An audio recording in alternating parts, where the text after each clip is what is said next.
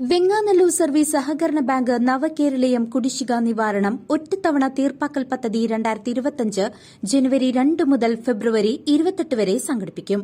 ഭാഗികമായോ പൂർണ്ണമായോ കുടിശ്ശികയായ വായ്പകൾ ഒറ്റത്തവണ തീർപ്പാക്കലിലൂടെ അവസാനിപ്പിക്കാം.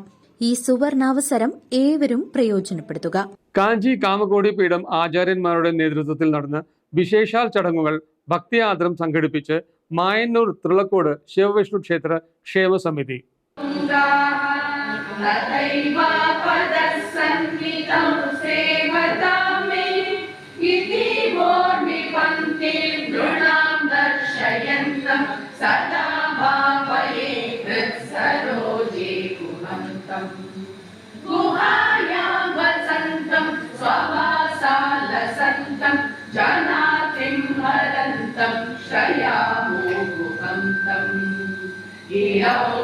निवासे नराये धिरूढा तथा पर्वते राजते ते धिरूढाः इति ब्रुवन् गन्धशैलाधिरूढः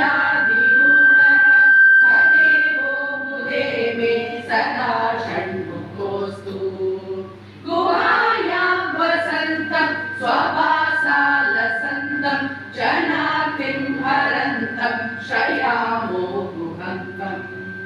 महाबोधितीरे महाकाकचोरे मुनीन्द्रानुकूले सुगन्धायशैले.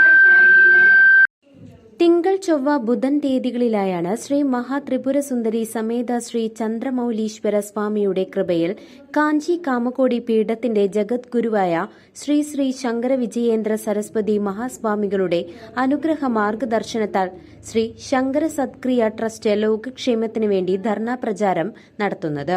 ഇതിന്റെ ഭാഗമായാണ് മായന്നൂർ തൃളക്കോട് ശിവവിഷ്ണു ക്ഷേത്രത്തിൽ വെച്ച് വേദപാരായണം, ഗുരുപൂജ, ഭജന എന്നിവ നടത്തിയത്.